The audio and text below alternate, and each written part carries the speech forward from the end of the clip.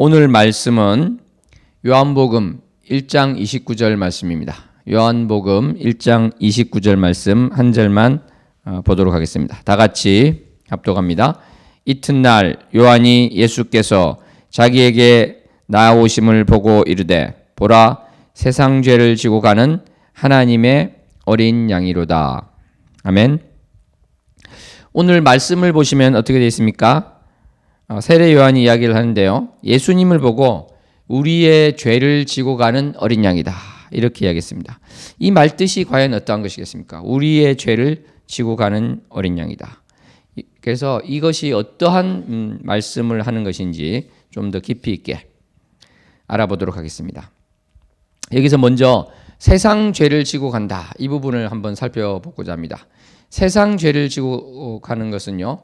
원어로는 아이로 이런 단어를 쓰고 있습니다. 아이로라는 단어를 쓰고 있는데 이 단어는 짐 같은 것을 이렇게 지고 가다 이런 뜻도 되지만은 그것을 가지고 어디론가 가는 것입니다. 그러니까 원래 가지고 있던 사람으로부터 이것을 넘겨받아서 그러니까 이 가지고 있던 사람의 짐은 없어지는 게 되겠죠. 그러한 의미가 됩니다.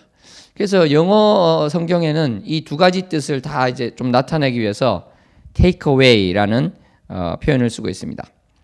어쨌거나 이 원어에서 나타내는 것은요. 우리가 보는 이 성경처럼 우리의 짐을 지고 있다. 이런 의미도 있지만 지고 간다. 가버린다. 그래서 나는 지금 그 짐이 없다. 이러한 것을 나타내고 있다. 이것을 기억하면 좋을 것 같습니다. 그 다음에 우리가 살펴볼 것은요. 어린 양이다 이렇게 했습니다. 어린 양. 어린 양 과연 무엇을 말하는 것인가? 예수님께서 어린 양이라는 것이 어떠한 의미인가? 이것을 볼 텐데요. 어린 양을 이제 첫 번째로 볼 수 있는 것은 구약에 있었던 모든 그 희생 제물 그것을 대표적으로 일컫는 말이다. 이렇게 볼 수 있을 것입니다. 어린 양이라고 했지만 소나 염소, 비둘기로 희생 제물을 삼아서 주님께 제사드리는 그 모두를 이야기할 수 있는 것이죠. 그래서 전체 이제 희생 제물이다. 이것으로 이제 이야기를 할 수 있겠습니다. 우리말 표현에도 그런 게 있지 않습니까? 밥을 먹었다. 반찬도 먹었지만 밥을 먹었다. 이렇게 하는 것이죠. 대유법이라고도 하는데 어쨌든지 이 어린 양이다 하면은 희생 제물이 됐다. 그러니까 예수님께서 우리를 위해서 친히 이제 희생 제물이 되셨다. 이런 의미가 있는 것입니다. 희생 제물이 되었다고 할 때는 우리가 또 알아봐야 될 것이 중요한 것이 하나 있는데요. 그것은 죄의 전가가 되겠습니다. 이것은 언젠가 또 시간을 둬서 또 자세히 살펴보겠습니다만은 결론부터 말씀을 드리면 우리가 이 희생 제물을 가지고 갈 때 우리의 죄가 전가되는 의미가 있다. 전가되는 의미가 있다는 것입니다. 그러니까 안수를 이렇게 할 때 바로 우리의 죄가 내가 가지고 있던 죄가 이 희생 제물로 넘어간다. 그러니까 예수님께서 우리의 죄를 지고 갈 때는 우리의 죄가 어떤 면에서는 예수님에게 넘어가서 예수님께서 그 죄를 지고 가셔버린 것이다. 우리의 죄를 없애기 위해서 그렇게 하신 것이다. 이것을 우리가 알 수 있을 것 같습니다. 다음으로 살펴볼 것은요. 유월절 양과 관련된 것입니다. 유월절 양. 그래서 예수님께서는 친히 이제 유월절 양이 되셨다. 이러한 측면이 있는 것입니다. 이 유월절 양과 관련해서는 오늘은 이 본문을 한번 찾아볼까요? 출애굽기 12장 21절로 23절입니다. 출애굽기 12장 21절로 23절 이 말씀을 다 같이 찾아서 큰 목소리를 한번 읽어봤으면 좋겠습니다. 출애굽기를 찾으시고요. 12장을 찾으시고 21절에서 23절입니다. 찾으셨습니까? 그럼 다 같이 큰 목소리로 합독하겠습니다. 모세가 이스라엘 모든 장로를 불러 그들에게 이르되 너희는 나가서 너희 가족대로 어린 양을 택하여 유월절 양으로 잡고 너희는 우슬초 묶음을 취하여 그릇에 담은 피에 적시어서 그 피를 문인방과 좌우설주에 뿌리고 아침까지 한 사람도 자기 집 문 밖에 나가지 말라. 여호와께서 애굽 사람을 치러 두루 다니실 때 문인방과 좌우설주의 피를 보시면 그 문을 넘으시고 멸하는 자로 너희 집에 들어가서 너희를 치지 못하게 하실 것임이니라. 아멘. 하나님께서 모세와 그 이스라엘 백성들을 애굽에서 이렇게 불러내실 때 장자 재앙, 그래서 그 집에 있는 장자, 제일 첫 번째 것들, 이러한 것들을 다 주님께서 멸하는 자를 보내서 다 이렇게 없애버렸는데요. 이 유월절 양의, 그러니까 어린 양의 피를 바른 것, 그것을 이제 나중에 후대에서는 유월절 양했다는데, 피를 바른 집은 넘어가겠다는 것입니다. 그러니까 멸하는 것인데 그것을 제해주겠다는 것이죠. 장자를 치는데 그것을 면해주겠다, 이것이 되는 것입니다. 그러니까 당연히 받아야 될 벌이 있다고 했을 때요, 그것을 유월절 양의 피를 바름으로 말미암아 그것이 없어졌다. 그러니까 예수님께서 어린 양이 되셨다는 것은 친히 유월절 양이 되셔서 우리가 받아야 될 벌을 제해 주시는 그런 측면이 있다, 이렇게 말할 수 있을 것입니다. 그래서 고린도전서 5장 7절에도 같은 말이 나오는데요. 제가 한번 읽어드리겠습니다.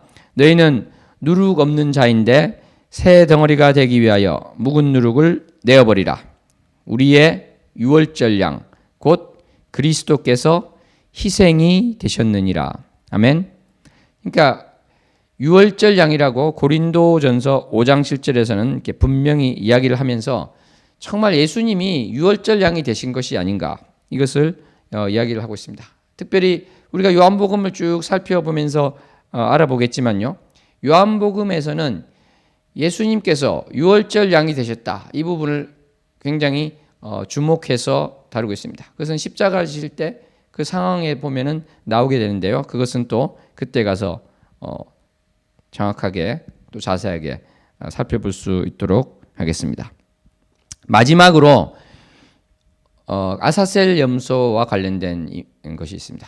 아까 뭐라고 했습니까? 첫 번째는 희생 제물의 총칭, 모든 그 희생 제물을 대표해서 어린 양이다, 이렇게 쓸 수도 있고, 또 유월절 양으로서 어린 양이다, 이렇게 쓸 수도 있고요. 세 번째는 무엇입니까? 세 번째는 아사셀 염소로서의 희생 양이다, 이렇게 할 수 있습니다. 아사셀 염소인데 이 양이랑 다르지 않나요? 이렇게 이야기할 수 있을 것인데요. 염소와 양이 비슷하지만 많이 다르죠. 왜냐하면 양과 염소를 구분한다고 했을 때, 그래서 염소라고 쓴 것을 양으로 바로 쓰기는 쉽지 않을 것 같습니다. 그렇지만요, 이미 염소라는 것에 대한 어떤 식으로 본다면 사람들이 염소라는 그 단어에 대해서 느끼는 게 좀 약간 부정적으로 많이 되었다는 것을 감안해서 염소를 포함한 양이다, 이렇게 지칭했을 것이다, 이렇게 볼 수 있을 것 같습니다. 왜 또 이렇게 볼 수 있냐면, 아사셀 염소라는 것은 희생 제물은 희생 제물인데 상당히 다른 측면이 있습니다. 어떤 게 있냐면요, 그 산 염소에다가 아론이, 그 제사장이 두 손으로 안수를 하고 광야로 내보내게 되는 것이거든요. 우리의 죄를 넘겨준 다음에, 그러니까 이스라엘 백성들의 죄를 넘겨준 다음에 광야로 보내는 것입니다. 바로 죽이는 것이 아니라. 다른 희생 제물은 어떻습니까? 죽여서 그것을 번제라든지 화목제라든지 여러 가지 제물로서 바로 하나님께 이제 바치는 것인데, 이 아사셀 염소는 특이하게 죽이지 않고 광야로 이렇게 내보내는 것이 있습니다. 그런데 이것은 광야로 백성들의 짐을 지고 염소가 가지 않습니까? 그런 의미에서 오늘 이 요한복음 1장 29절에 나온 거랑 굉장히 맞는다, 저는 그런 이제 생각이 드는 것입니다. 아사셀 염소가 광야로 가면요, 어떻게 됐습니까? 그 두려움과 공포에 떨기도 하면서 죽어가는 것이죠. 그 들짐승들에게, 야수들에게 막 몸도 찢기면서요, 결국은 잡아먹히거나 또는 굴러서 죽기도 하고, 그것을 또 나타내기 위해서 벼랑에서 이렇게 밀기도 하였는데, 어쨌든지 이 아사셀 염소라는 것은 결국은 이제 죽음을 당하게 되는 것인데, 죄를 지고 광야에서 계속 걸어간다, 광야의 이미지도 또 있는 것이죠. 근데 히브리서 13장 12절을 보시면 이렇게 되어 있습니다. 찾으실 분들은 찾을 수 있도록 제가 또 시간을 드리겠습니다. 히브리서 13장 12절. 제가 읽도록 하겠습니다. 그러므로 예수도 자기 피로써 백성을 거룩해 하려고 성문 밖에서 고난을 받으셨느니라. 아멘. 이 성문 밖에 나간 예수님을 정말 나타내고 있는 것이라고 볼 수 있습니다.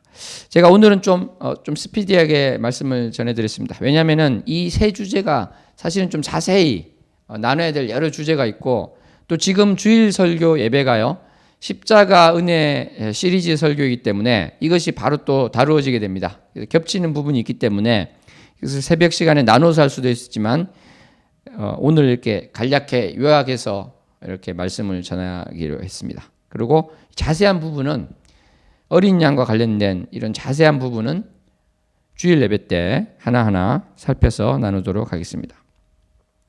오늘 말씀을 다시 한번 이제 우리가 정리하기를 원합니다. 정말 세례 요한은 예수님을 보고 우리의 죄를 지고 가는 어린 양이다, 이렇게 이야기를 했습니다.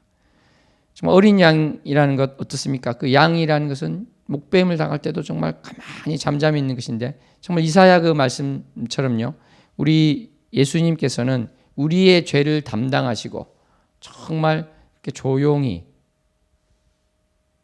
우리의 죄를 지시고 묵묵히 이렇게 걸어가셨고, 또 그것을 없이 하기 위해서 친히 희생제물이 되셨습니다. 유월절 양처럼 되셨습니다.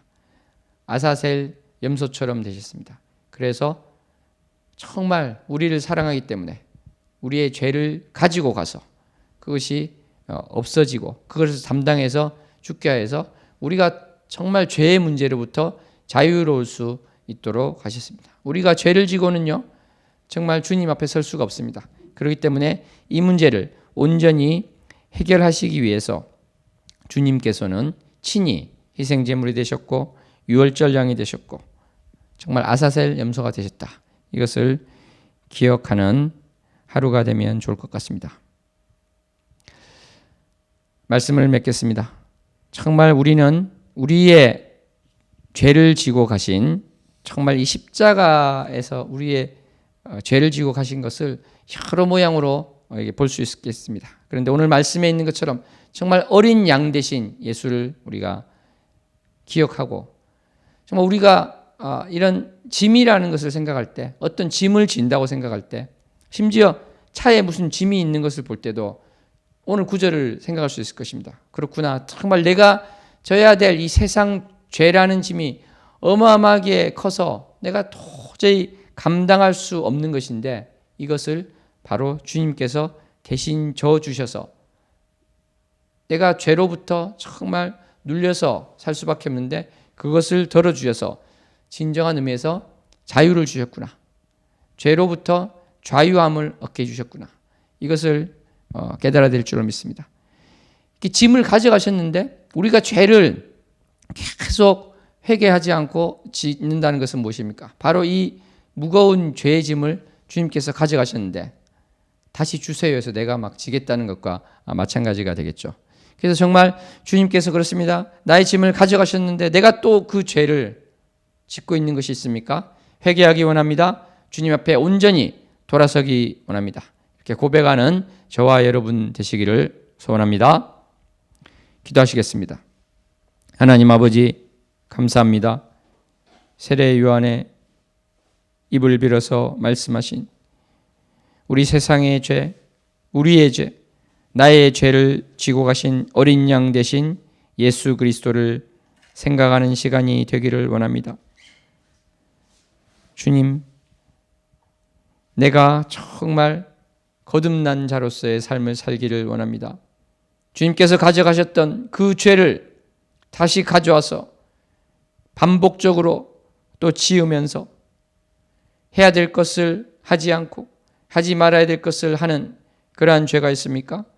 어린 양 대신 주님 앞에서 내가 나를 돌아보고 다시 내려놓고, 그렇습니다, 나의 죄의 짐을 주님께서 가져가셨습니다. 나의 모든 원죄를 가져가셨을 뿐만 아니라 지금 내가 짓고자 하는 이 죄도 가셨습니다. 고백하면서 정말 더욱 성결한 자로 주 앞에 감사함으로 서기 원합니다. 나아가는 우리 모두가 되게 하여 주시옵소서. 예수님 이름으로 기도합니다. 이 시간 주여 3번 부르면서 말씀 붙잡고 기도하시기 바랍니다. 주여, 주여, 주여. 하나님 아버지 감사합니다. 주님께서 나를 얼마나 사랑하시고 우리를 얼마나 사랑하셔서 친히 어린 양이 되셨습니까? 우리가 지고 가야 될 죄, 내가 지고 가야 될 죄, 그래서 내가 영원히 지옥불에 갈 수밖에 없었는데 주님께서 나를 불쌍히 여겨주시고 우리를 불쌍히 여겨주셔서 그 짐을 대신 져주심에 감사를 드립니다. 주님, 내가 그것에 감사하면서 이제 죄로부터 자유롭게 살아야 될진데 주님, 내가 이 죄에 다시 노예처럼 사는 것이 있었습니까? 주님께서 하라고 하신 것이 있는데 내가 하지 않은 것이 있습니까? 내가 세상의 모든 관심 가운데 주님께서 하라고 하시는 것이 아니라 세상에서 부르는 그 관심, 사단이 좋아하는 것에 내가 쓸려가서 살았습니까? 주님, 나의 시간을 다시 한번 온전히 주님께 드리기를 원합니다. 내가 결단하고 죄를 짓지 않겠습니다. 주님을 위해서 살겠습니다. 고백하고 나가기를 원합니다. 주님께서 하지 말라고 한 것을 또 한 것이 있으면 유턴하기를 원합니다. 완전히 돌아서서 주님께서 원하시는 성결한 삶을 살 수 있도록, 주님께서 원하시는 그 사랑의 삶을 살 수 있도록, 주님께서 원하시는 주님의 그 복음을 전파하는 자의 삶을 살 수 있도록 주님, 나의 발을 붙들으시고 나의 손을 붙들으시고 나의 입술과 나의 눈과 나의 귀를 주장하여 주시옵소서. 주님을 사랑하고 어린 양 되신 주님을 기억함으로 말미암아 오늘 하루가 더욱 주의 사랑에 충만하게 젖는 하루가 되게 하시고 주의 은혜를 더욱 깊이 묵상하는 하루가 되게 하여 주시고 주의 사랑 가운데서 승리하며 나가는 하루가 되게 하여 주시며 또 평생이 되게 하여 주시옵소서. 이 말씀이 나에게 채워져서 내가 자라기를 원합니다. 주님, 말씀을 나에게 심겨주시고 이 말씀이 어느 때든지 나에게서 나오고 내가 그것을 반추하며 바라보고 아버지 생명 되신 말씀으로 말미암아 살 수 있게 하여 주시옵소서. 생명수 되신 말씀으로 말미암아 살 수 있게 하여 주시옵소서. 주님 사랑합니다. 희생제물 되신 주님, 유월절 양 되신 주님, 아사셀 염소가 되신 주님을 생각하기를 원합니다. 주님, 그래서 내가 감사함으로 즐거움으로 살 수 있게 해주시고 주님과 함께 또 아파할 수 있는 자 되게 도와주시옵소서. 감사드립니다. 주님 사랑합니다. 이 시간 각자 기도 제목 가지시고 간절히 계속 기도하시겠습니다.